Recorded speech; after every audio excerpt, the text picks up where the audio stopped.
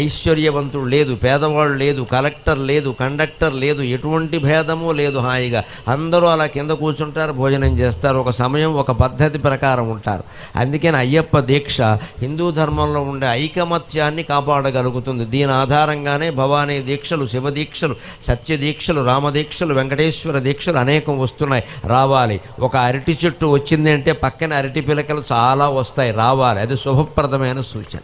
ఎవరు ఇష్టమైన దైవాన్ని వారు కొలుచుకుంటారు. 40 రోజులు, కొందరు 20 రోజులు, కొందరు 18 రోజులు, కొందరు కొలుచుకోనివ్వండి. మనదేం పోయింది? హిందూ మతం అంటే అంత భిన్నత్వంలో ఏకత్వం, భిన్నత్వంలో ఏకత్వం. ఈ శరీరంలో అవయవాలన్నీ భిన్నమే. ఇందులో ఎముకలు వేరు, చాలా గట్టిగా ఉంటాయి.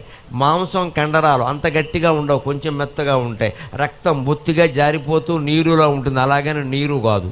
చర్మం వేరు. ఇన్ని రకాల భేదాలు ఉన్నాయి, కానీ అన్నీ కలిపి శరీరం ఒక్కటే కదా. అలాగే భిన్నత్వంలో ఏకత్వాన్ని మనం పాటిస్తాం.